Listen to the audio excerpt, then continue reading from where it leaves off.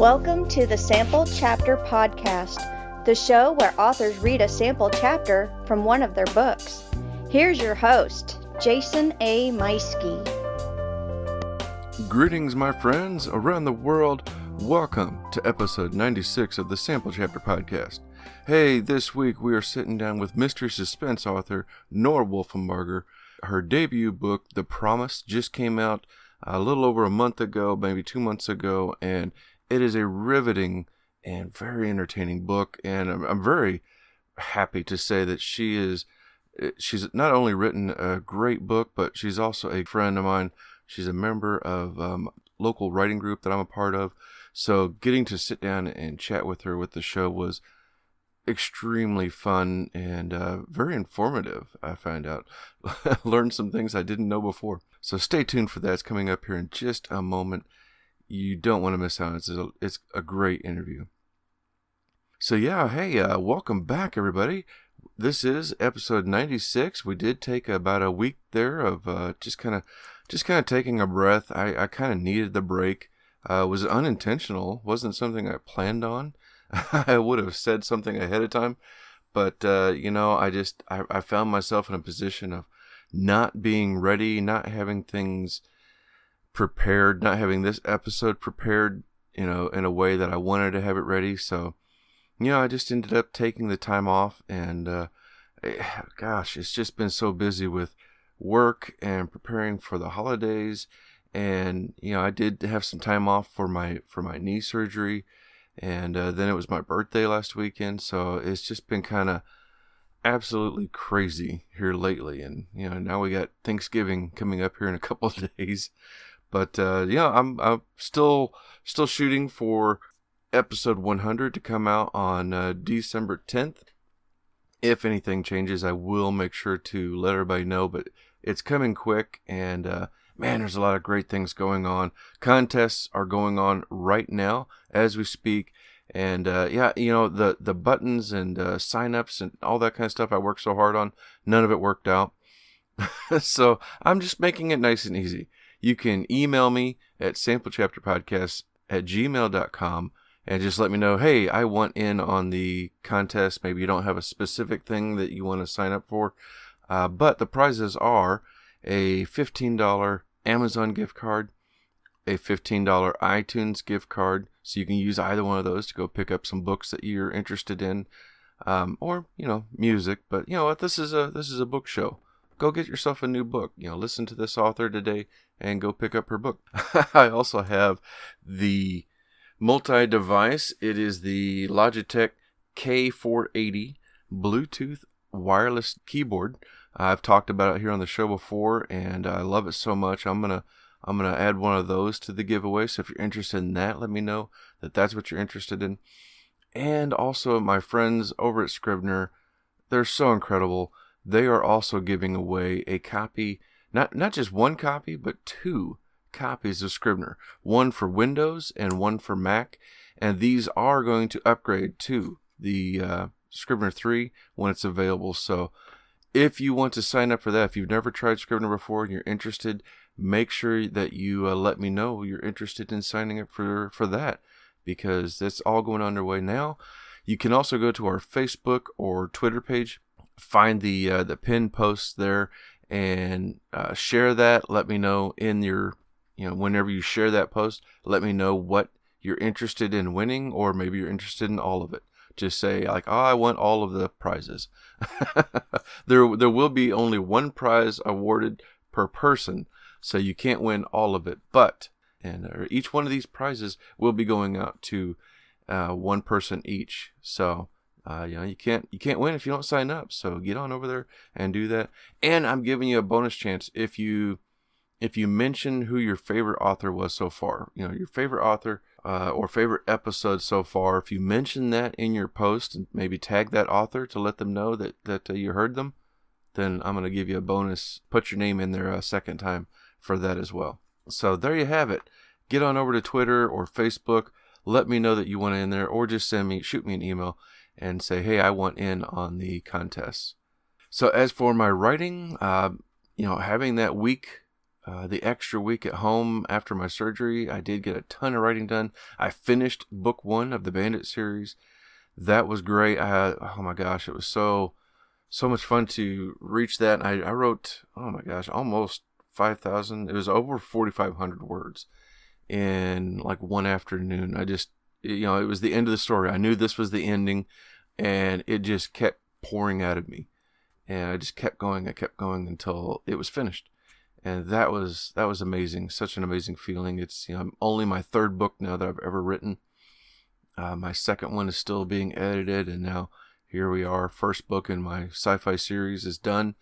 I did go to work the next morning on my next book, book 2 of the Bandit series, and currently I'm sitting around 10,000 words into that. For NaNoWriMo for the month, I'm closing in on 40,000. Getting towards the end of the month here, just like I said, it's been so busy. And now I've been making some time to edit again some of these shows, and I don't have the kind of time I used to have. So writing with NaNoWriMo has been a little more, things have been a little more time consuming. And so finding the time to write has been a little more iffy here the last few days. So my writing has definitely suffered. So, but you know what? I'm okay. If I don't hit the 50,000, that's all right. Because I still finished the 1 book, and I've got a great start so far on book 2. I'm going to just keep on pushing through it, and hopefully you're doing well. If you've already finished your 50,000 word novel for the month, then congratulations. If you haven't finished yet, if you're still working on it, keep at it. Don't give up. Don't be down on yourself if you don't reach the 50,000. It's no big deal, really. Because at the end of November, just look back at what you've accomplished so far. If all you wrote was a couple thousand words, or not even that much, it's still more than what you had at the start of the month. So be proud of yourself. I'm proud of you. Take what you've got and go with it from there. See what you can come up with, and just keep going. Don't stop now. Keep going and finish that book. Well, I'm not going to spend a whole lot of time today. I want to get us on over to the interview here really quick. So I want to make sure and say thank you so much to our sponsors of the show, U-Tor-All, who've been with us from the very beginning. If you are in the market, if you're looking to store things, the winter is almost here. So if you're needing to store something for the winter, maybe you got a classic car, maybe you got a whole bunch of things you need to get out of the garage so that you can get the car in before it starts snowing. Get a hold of U-Tor-All. Get on over to their website at U-Tor-All.net and check out everything they have to offer. There's 2 facilities in the Warrensburg, Missouri area. Both of them are fully fenced in, gated access with your own private gate code, more than 60 cameras recording 24 hours a day, and it's well lit all night long with LED lighting, all powered by solar power. So it's a very clean and green facility.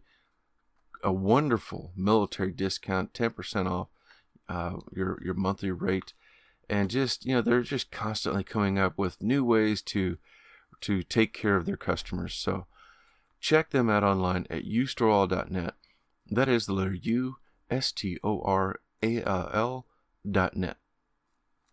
And of course Scrivener. I mean, what can I say?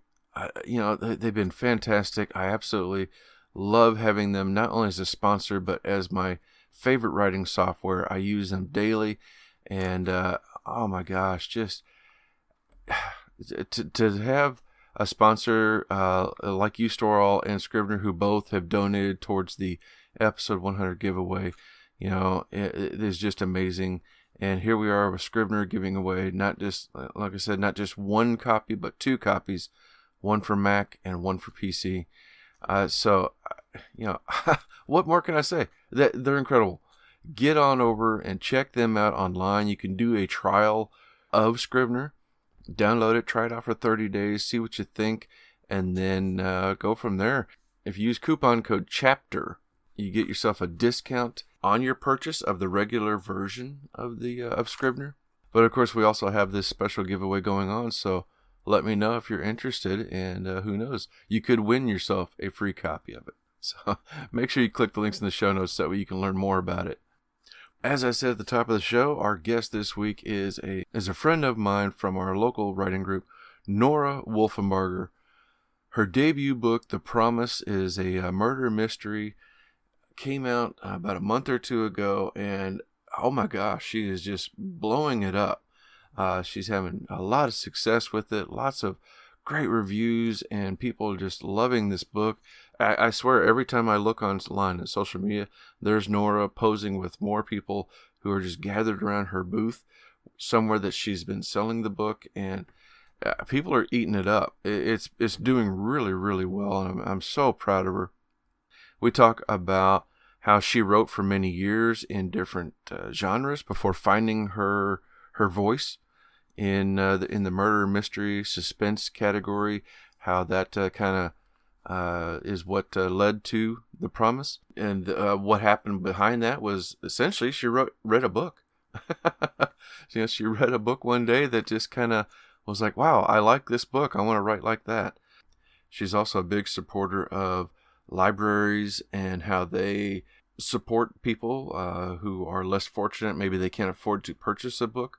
So she works with libraries to get her books and other authors as well. She'll go to libraries all over the place and request an author's book so that way they can add it to their library, so that way people can come in and read that book. She's a very hardworking professional, not just author, but professional promoter of other people and those less fortunate. We also give a big shout out to a friend of ours, Brendan Minkler, who came up with the cover of her book, as well as my second book that's still pending release date. So we wanted to make sure and give a shout out to him. But just lots of great stuff going on. It's a fantastic conversation, and one I can't wait to get you on over to. So you know what? Why don't we just get on over to that?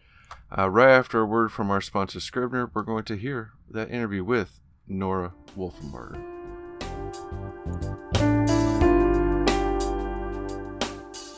Jason here.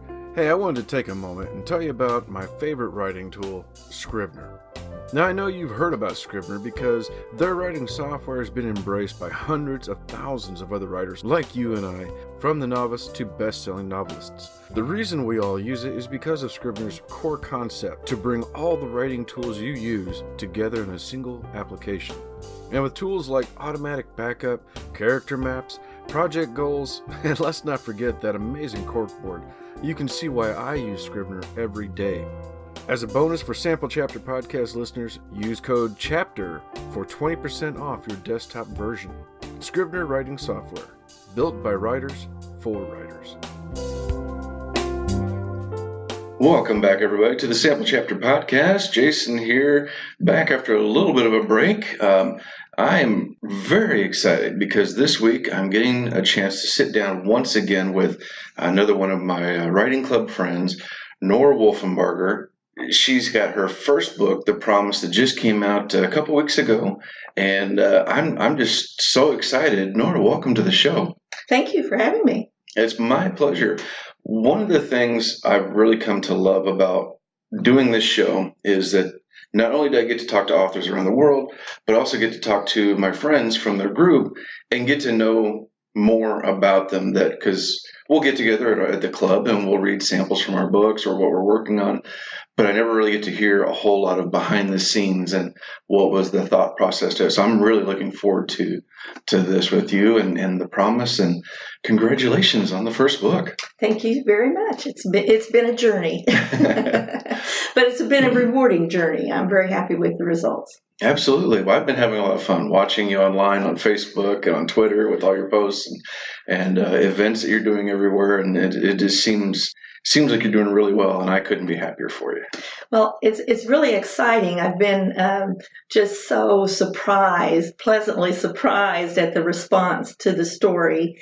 And, the book clubs that are interested now, and libraries now are beginning to add it to their collection. And it's just a wonderful experience. And I just keep thinking of all the different places that I want the book to be. Yesterday, I talked to a representative from John Knox Village, and they are wanting me to come and talk to those folks. And so I've been thinking now about doing an audiobook. So that's the next thing on my list, is to try an audiobook. That'd be great. Well, let the audience know a little bit about yourself, like who you are and what do you do? Well, I am retired. I worked in the inventory management for many, many years in the administration world, and retired 8 years ago. And at that time, I thought, well, I didn't want my mind to just dry up. So I thought, well, I love to read, and I was reading constantly, and I thought, well, I'm just going to try my hand at writing. My husband and I live on a farm, and he's also retired. We have cattle, and we have dogs and cats and things like that. So I'm just a country girl at heart. I have 4 grandchildren, and my grandchildren have been, I think, my most pleasant surprise is that they have loved the book. And they are my best representatives. They just talk about it to everyone, and they really have fun with it. That's great. Well, have you always been interested in writing, or has this always been a hobby of yours? No. It was almost like a challenge to myself. Really? I thought I love to read, and I just thought, this is something I haven't done. I want to try something different now that I'm out of the business world, and I want to try something different. So I set out to write a story. My husband is a Vietnam vet, and he has post-traumatic stress disorder. And I set out to write the story about the effect of that on a family. But I haven't been able to complete that yet. I still have that as a goal. So that's what I set out to write. And then I wrote 2 fantasies. And those are done, but they're not published because I call them my stepping stones. I was learning how to write. Mm-hmm. Then I decided that I would write. I love to read mystery suspense. So I decided to try that. And I think that's my groove. Yeah, when I remember you writing your stories with the butterflies and the spirits and all that, and then all of a sudden you bring in this murder mystery one day, and it was such a shift, but at the same time, your writing completely changed, and it really came alive. I remember talking with a few others, like, wow, this is really something. It's how that happened. Do you think you'll go back to the fantasy story sometime? Well, my husband says I should, that I should, especially the one. There's one that I really, really liked. But I need to go back and fix all the problems with it, and I might do that. But I love the suspense, and this is a series, so I need to complete the series, however many that will be. I don't know. But I've started the second one already, and it's about a third of the way done, maybe a little more. So that I think I'll stick with the mystery suspense for a while. Well, yeah. Strike while the iron's hot. Yeah. Yeah, and it does seem to have generated a lot of interest. And, people ask me, well, why did you write about a serial killer that is killing organ transplant survivors? And my response is that I wanted the story to be different. And it doesn't have anything to do with anyone that I know or anything that has happened to me or anything like that. But I started looking for what is something that no one has done. Mm-hmm. And so I thought, well, I don't remember ever reading about a serial killer that killed some people like this. So I started out with that idea and then went from there. Well, let's talk about that then. So that is the promise, the book that you wrote. What is the that is what the story is about a serial killer killing that, and that's how you came up with the idea then, or is there something else that inspired it? Well, I knew I wanted to write a mystery suspense, and in that you usually have a killer, a serial killer maybe, and so I built that idea around that. Well, then I thought, well, the story has to have a moral, and the moral in the story, in my opinion, is that anyone can do good. Anyone can do what's right. In fact, there's a line in the story where the main character says, anyone can do what's right. And that's really the moral of the story, is anyone can do what's right.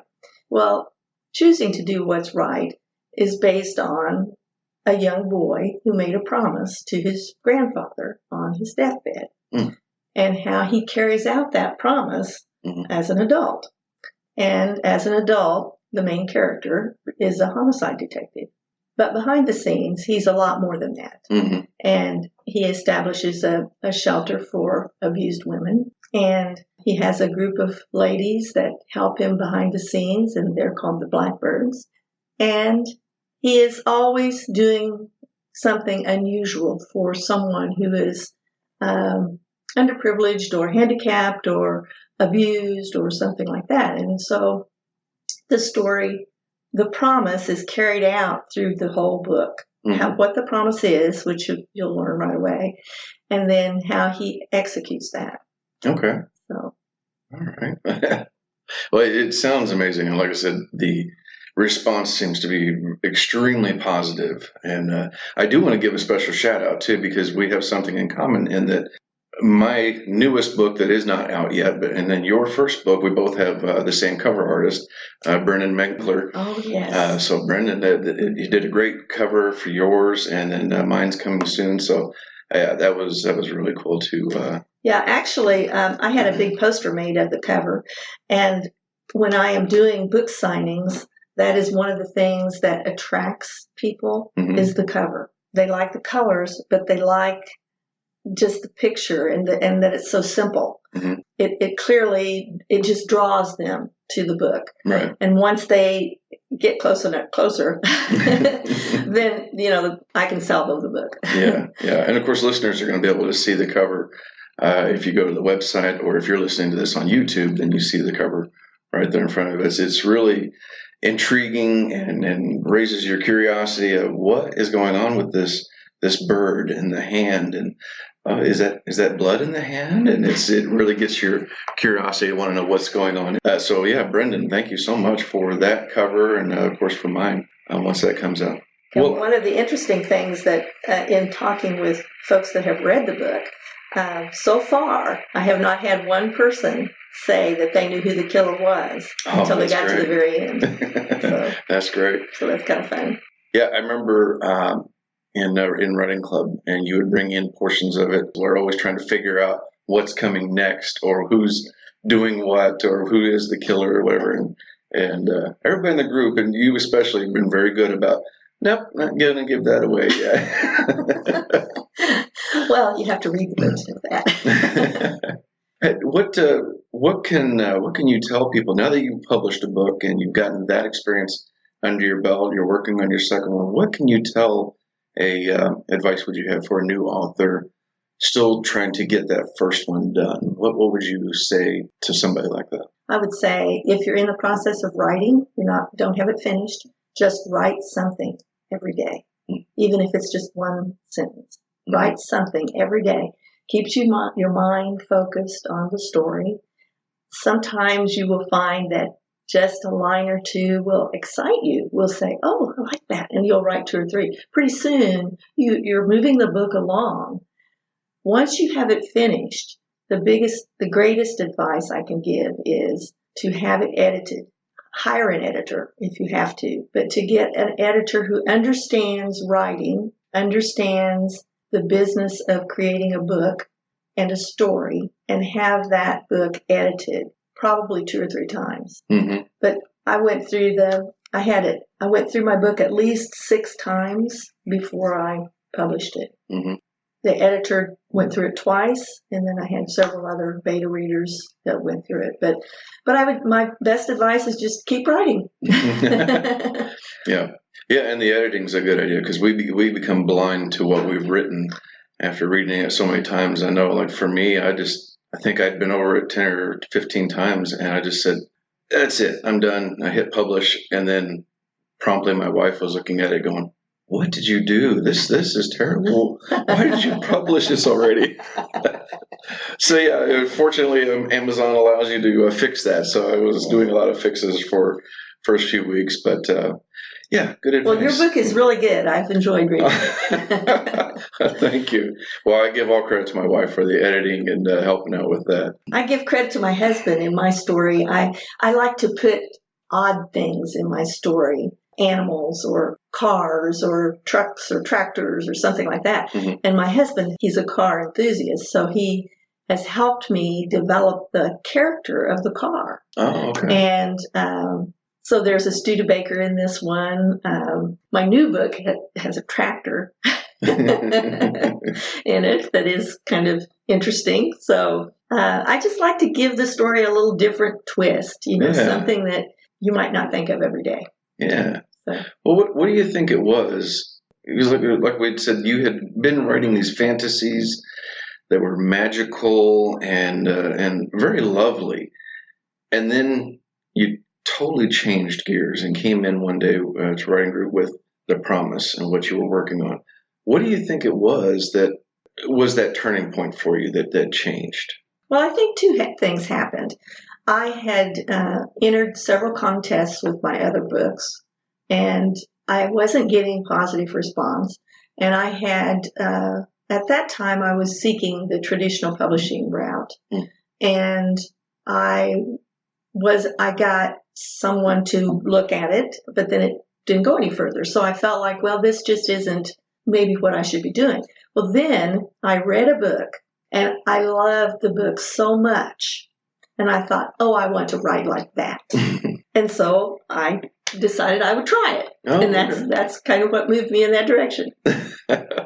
Well, that's great. I'm glad you followed through with that, because that, like I said, several of us could see there was a difference in you, the way you talked about this compared to your fantasy. And not that it was bad at all, but there was definitely something in your eyes and something about the way you spoke and carried yourself with this book. And it's like, you found your groove. Yeah. You found what you were meant to write. Mm-hmm. I had this sense of confidence that I had not had before. And I think, they say, write what you know. Well, of course, I don't know anything about murder, but I do know what I like to read. Mm-hmm.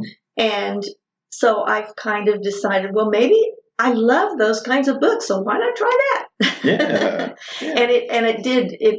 And I think it was the right point in my learning process that I had learned how to put a story together, learned how to write better grammatically and all those other things that you have to do.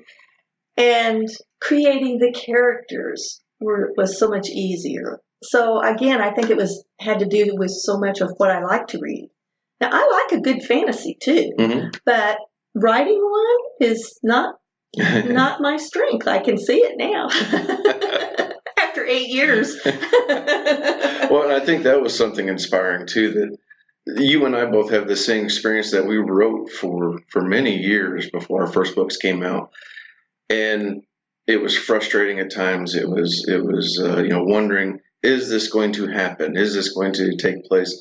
Until we finally struck on that right feeling, the right story. And then it all came together. And I think it was something inspiring, that we didn't give up. And having the writing group supporting us and being able to rely on each other was something that I know helped me a lot as well. And I think that was something inspiring about your book, is that you didn't give up. And I think that would be important for people to know too, is sometimes we have to do all the other writing, the years of writing, before we finally get to that one book that is going to turn the corner and get going. Well, I think that, there are very few writers, or authors, I should say, very few authors that the first book that they write is a bestseller. Mm-hmm. I mean, it's just almost unheard of. Yeah. There are a few, of course, and congratulations to them. But the rest of us have to, find our way. We have to pound the keys. We have to. But another bit of advice that I would give is to find a good, strong writing group. Mm-hmm. Without the writing group that we're a part of, I don't think I would have been nearly as successful. I agree with that for myself. Yeah. And there are a lot of writing groups out there that are different than ours. I've attended 3 or 4 different ones, and this one is the best. It just fits us, fits me anyway. And there's such a variety of writing techniques and writing genres, all kinds of different people. And it just is a fun, friendly atmosphere and very constructive. Not all writing groups are that way. Right. So a writing group, I think, can just make such a difference in your writing. Yeah, absolutely. I don't think I ever told anybody else or Goldie this, but that was one of the inspirations for the show, why I didn't make this show genre specific. I wanted to listen to romance, thrillers, horror, you wrote a book? Great. Come on, let's talk about it.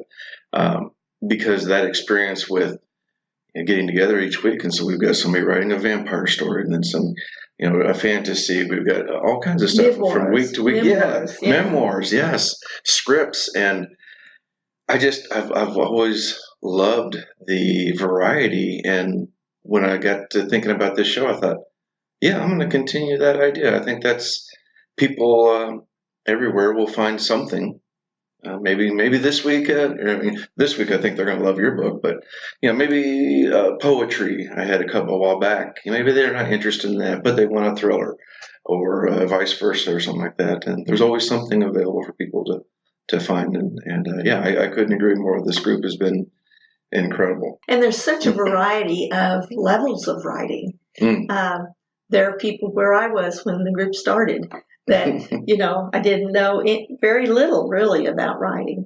And now I have a book published. And there's others in the group today that are just beginning, and they're going through some of the same pain that I went through. But it's worth it. It's worth it. I just can't even explain the pride that my family has for me doing something like this. Yeah. My background growing up, my family was extremely poor.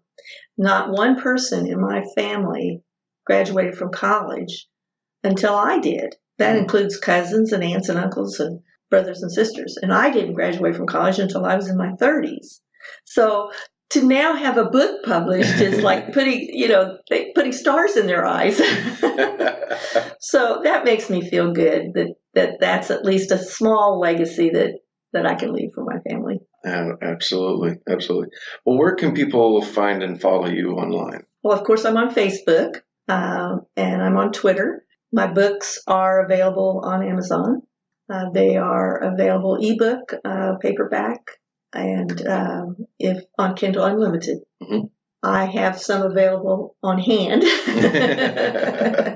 They are also available in some of the local libraries, and I'm actually knocking on more library doors every day to get my book in there. And I'm beginning to find that if you just ask the question, then you might get your book in the library.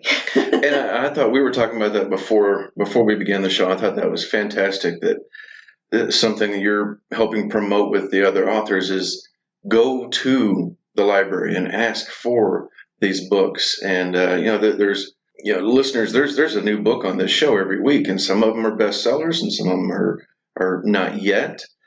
But if you find one and maybe you don't want to order it yet on Amazon, go to your library and request it. And they'll bring it in, so that way not just yourself can find this book, but other people can as well. And I thought that was really wonderful when you mentioned that. That was a great idea. Well, I'm always kind of a supporter of the folks who are, and this probably comes from my background, is that I'm always a supporter for the folks who maybe don't have much money. And the library is their source for reading material. People who are on low income or handicapped, or they can get the ebook free. They can get the paper book free. They can get an audiobook free. The author also gets some income from those books in the library. But if those low-income folks don't have access to the books that are self-published, then they're missing out. Yeah. And 25% of the top 1,000 ebooks were self-published. Wow. So 25% of the available market may be being left out of your local library. So if you, as a reader or an author, go to your library and request the book, then that encourages them to put it in their collection. Helps everyone. Yeah, absolutely. I have nothing more to add to that. Anyway, that was very well said, and I completely and totally agree with that. So, Nora, thank you so much for coming and meeting me today. I love I so rarely get to do an in-person interview anymore until Dan a couple weeks ago, and then now with you. And I just love this so much, and thank you so much for being on the show. It was my pleasure. Ladies and gentlemen, we're going to have links to Nora's Facebook and Twitter in the show notes, so make sure you click on there. Don't forget to get to your local library and request her book, or you can go order one as well. If you're following her on Facebook and Twitter, you're going to see when she talks about that she's at an event, so you can go and get a copy of it for yourself. She'll sign it and maybe even take a picture with you. I see that once in a while. So, but anyway, I'm gonna shut up, and it's time for me to step aside. We're going to listen to Nora Wolfenbarger reading from The Promise. Thank you. First, I'm going to read from the cover. Someone is killing organ transplant survivors. As a boy, Silas Albert made a promise to fulfill the strange deathbed request of his grandpa. Give the house of Audrey a heart. The problem was the decrepit old warehouse barely had bones, let alone a heart. Today, Silas is chief detective of Kansas City's homicide unit. Under his guidance, the House of Audrey has been transformed into a unique shelter for abused women, fortified with a supercomputer named Bertha, and an interesting group of ladies called the Blackbirds. Silas has no idea how strong of a heartbeat the House of Audrey has now, until he teams up with the Blackbirds to take on a serial killer who has a deadly grudge against transplant survivors. Will Silas and the Blackbirds be able to stop a killer who wants to rip away a person's second chance at life? 1988. Grandpa, don't die. Breath wheezed in and out of the old man's smoke-ruined lungs. 12-year-old Silas Albert shifted from foot to foot. This man who had taught Silas to bait a hook, sort truth from lies, and how to appreciate the value of a dollar, was suffering. And Silas didn't know what to do. Come closer, Silas. I don't have many words left. Silas forced his rubbery legs to carry him deeper into the sick room. He'd been here many times, but his grandfather had only been sick then. The acidic smell signaled something new, something worse. Water flooded Silas's mouth. He swallowed again and again. I won't let him see me hurl. The puke urge passed, and Silas willed himself across the floor. He perched on the edge of the bed. Don't say that, Grandpa. We haven't caught the biggest catfish in Missouri yet. A smile flickered on the old man's face, softening the ridges of his wrinkles. You're a good boy, Silas. The papery thin eyelids drifted shut. Silas's heart crashed against his rib cage. Grandpa, wake up. He shifted, and the mattress bounced. The eyelids flew open, the room silent except for his grandfather's ragged breathing. Beyond the door, a cat meowed. You take care of those you love, don't you, Silas? Silas picked at a loose thread on his shirt, glanced toward the darkened windows, and then to the closed bedroom door. Don't be scared, boy. The old man's gaze held his. The once piercing brown eyes faded and weak. Silas squared his shoulders. I'm not afraid, Grandpa. That's better. Now listen to me. His grandfather paused for a breath. Remember the warehouse in the West Bottoms? Where you let me run the freight elevator? His grandpa's chin lifted a fraction. We found a blackbird there with a broken wing. You helped me make a splint. Silas searched for words to keep his grandfather talking and alive. She hatched 6 babies. A black snake tried to eat them, but she pecked his eyes. That's right. Your sister named the mama bird. A spell of coughing ended in a froth of red spattering the old man's lips. Audrey. Silas nodded. He dug deep and resisted turning away. Little remained of the brave firefighter and the shrewd investor his grandfather had been. We named the warehouse the House of Audrey, after that blackbird. Silas busied his hands, tucking the quilt around his grandfather's shoulders. Remember, you said it stood for the House of Noble Strength. We still need to hang the sign you made. You'll have to hang it for me. When I'm gone, that building will be yours. A gasp dry as the desert wind snatched at the old man's words. Make me promise. Can you do that? I'll try. Give the house of Audrey a heart. But how? Buildings don't have hearts. Find a way. A frail hand road mapped with the raised blue rivers of a long life found Silas's smaller one. Promise. Silas choked back a sob. I promise. The faded brown eyes brightened. Silas's pledge appeared to have boosted Grandpa's strength. I'm leaving you and your sister a little money as well. Use it wisely. Grandpa's voice rang clear and strong. He smiled as though satisfied he'd closed another great business deal. Now, give me a hug and tell your parents I want to see them. That was the last time Silas saw his grandfather alive. A week later, the family lawyer came to visit. Silas found out his grandfather was a shrewd businessman indeed. A little money turned out to be $10 million. 2019. 150 miles east of Kansas City, Carla Beecham cowered in the corner of her candlelit dining room. Gravity dragged blood from a split lip down her chin. The back of her skull throbbed in the fashion of a dozen vast drums. She touched the lump, her fingers coming away sticky. The police would find a good-sized piece of her scalp on the cabinet door handle. She'd be dead by then. Her husband moved in again. A mirthless grin showcased his perfect whitened teeth. He tipped his face down as if he intended to kiss her. Carla shielded her head with her arms. Stop, I'm begging you. I'm sorry. I won't do it again. She had no idea what she'd done to set him off this time.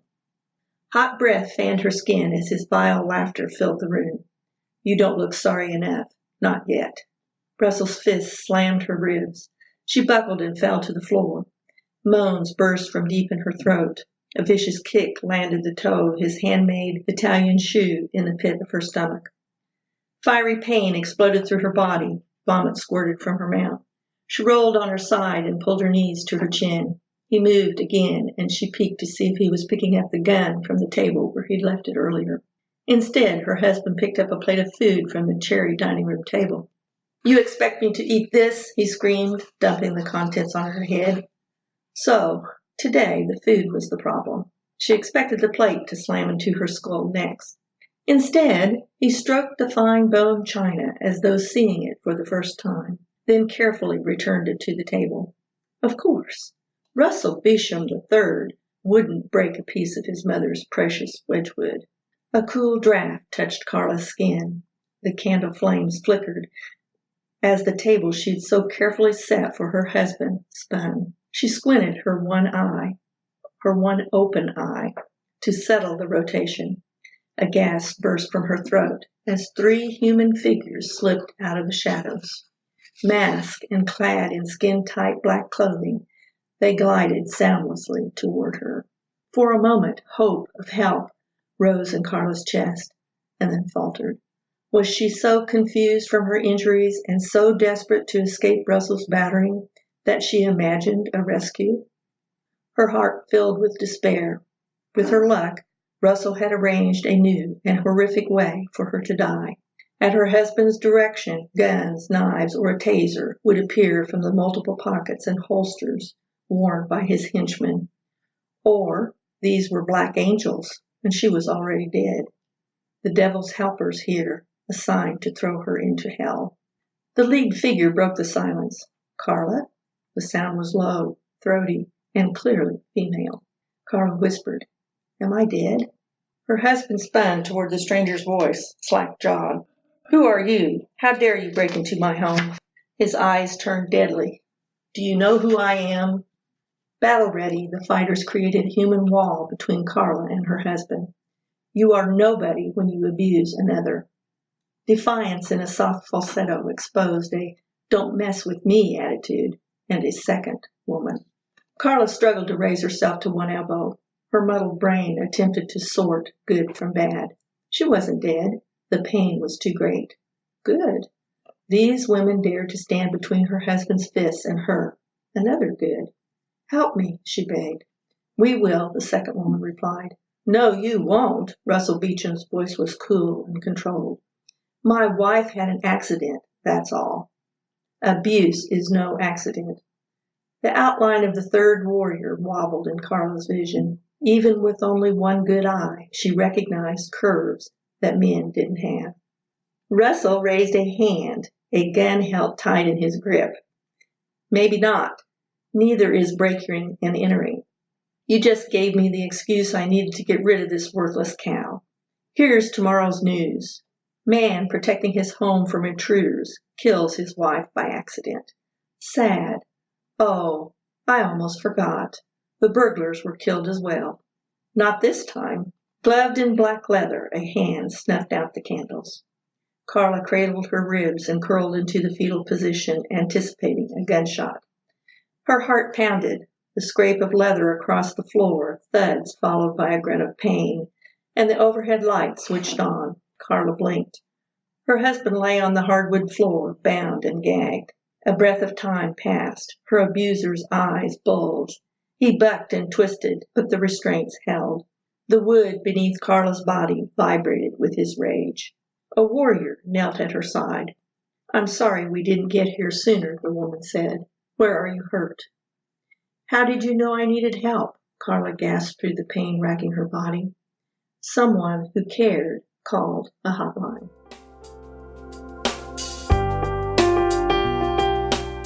And there you have it. Nora Wolfenbarger reading a sample chapter, actually a little more than one chapter, from her debut book, The Promise. It is available right now on Amazon and Kindle Unlimited. Click the links in the show notes for her book and where to follow her on social media. Don't forget to also click the links for our friends and sponsors alike. And don't forget to tune in so that next week you don't miss out when we come back with a new author, a new book, and a new sample chapter. Hey, let me know if you're interested in winning a prize. Lots of great prizes going on right now. Sign up today, and we'll see you again real soon. Happy Thanksgiving, everyone.